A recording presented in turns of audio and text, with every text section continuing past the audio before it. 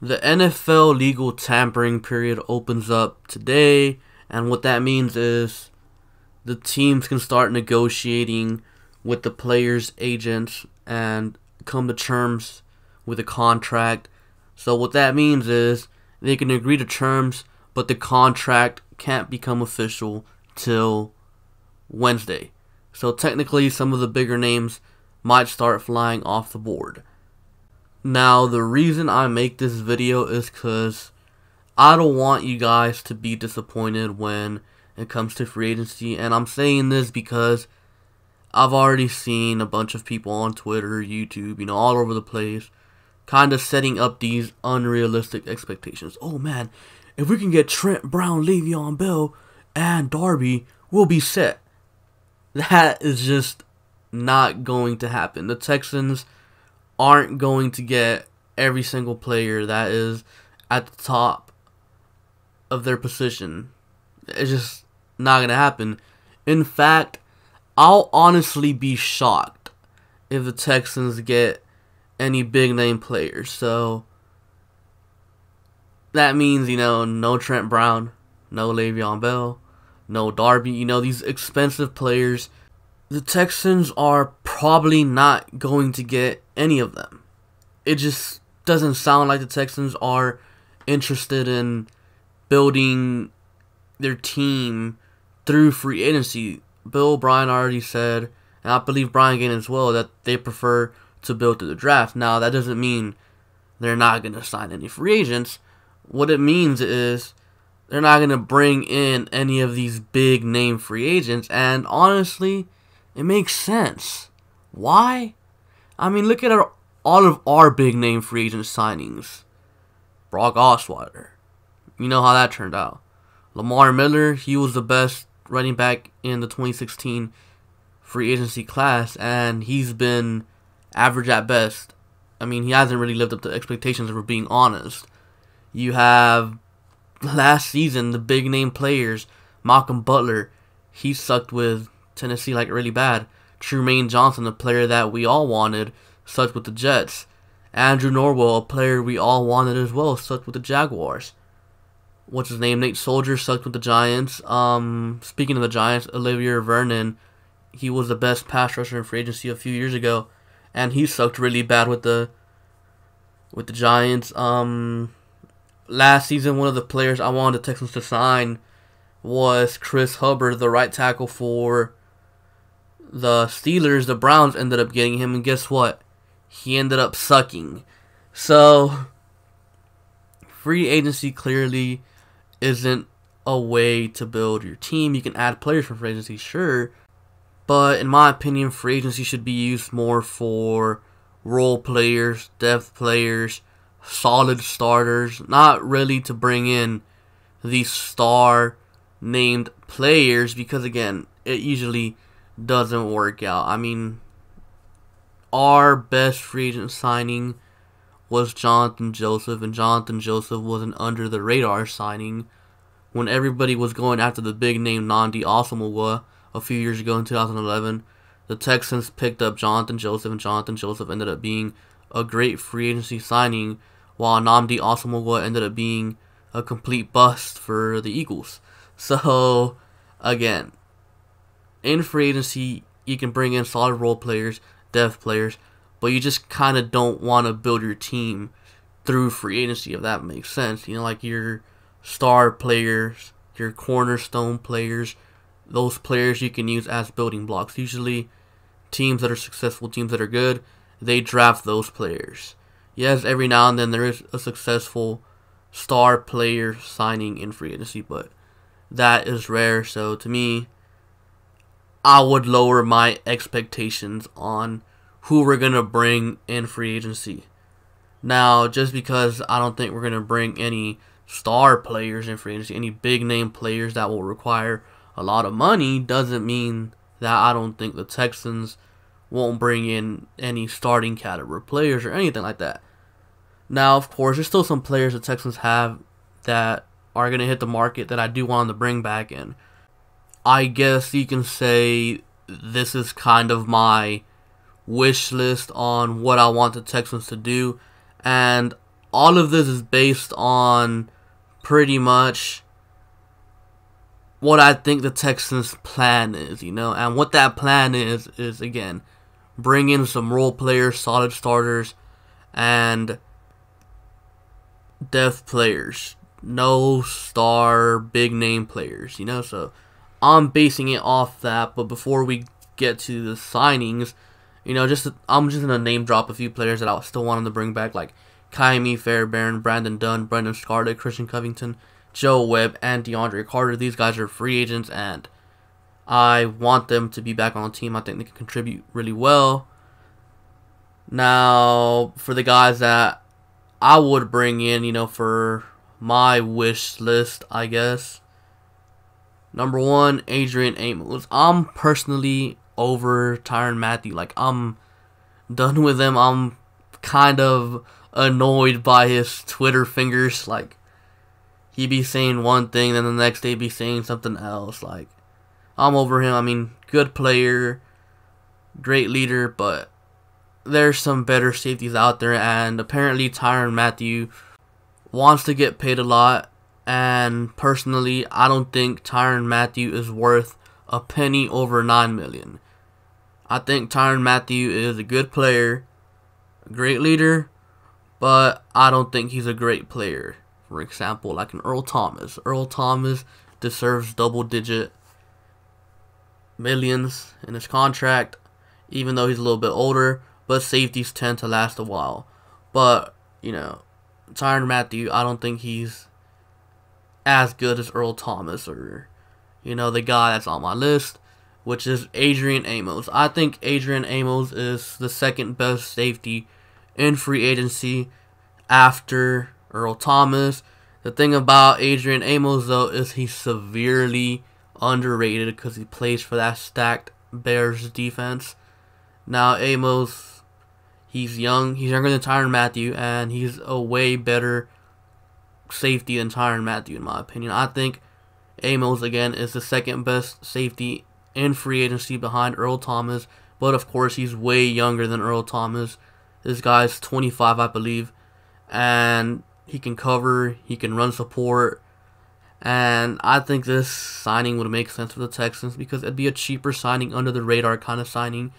I don't see Amos making anything more than probably $8 million a year. I would bring in Amos. He'd probably be one of my top priorities, even though technically I know tackle and corner are the bigger needs.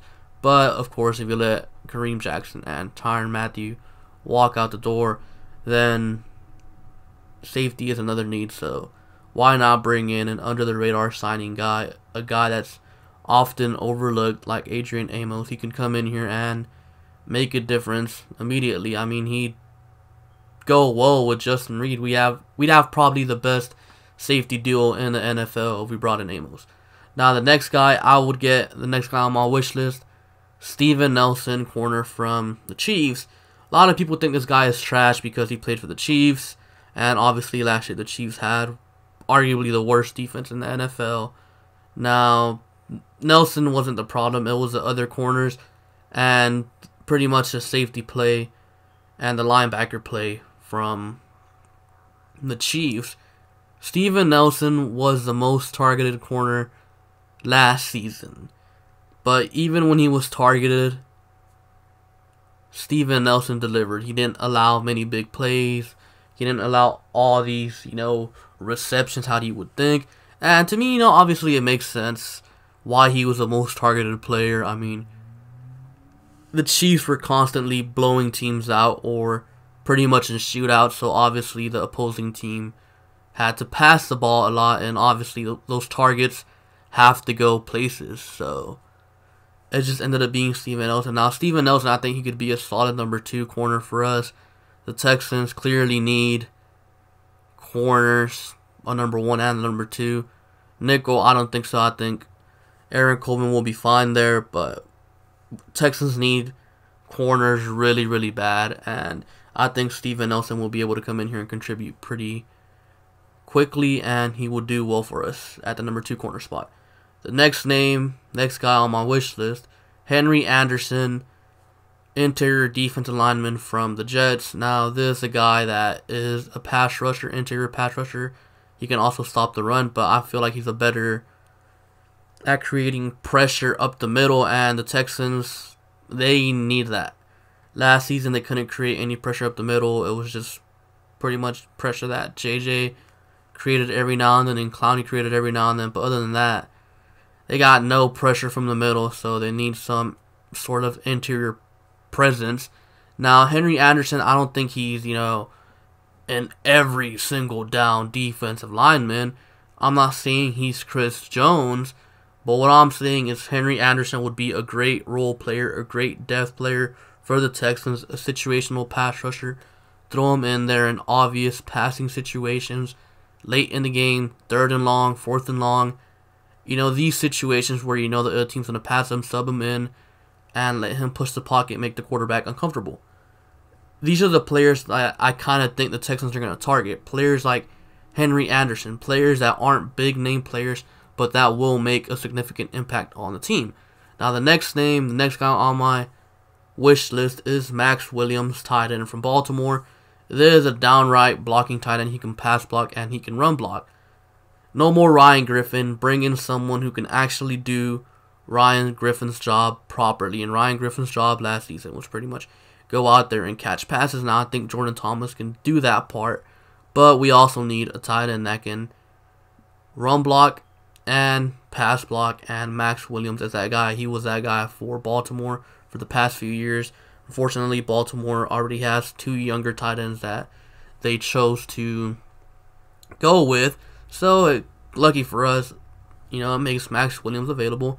And I think Max Williams would be able to come in here to Houston and have, a good impact on the team and elevate our run game to the next level and be able to protect Deshaun Watson in certain situations, because last year there was some situations where Ryan Griffin sat back to block and it didn't end too well. So, yeah.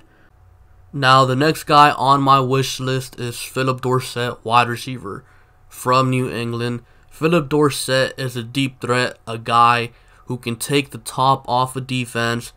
He's not Will Fuller good, but obviously you're not going to get Will Fuller good. We just need someone that can be there and pretty much do what Will Fuller does, and that's stretch the field, make room for DeAndre Hopkins, Kiki QT, and the run game underneath.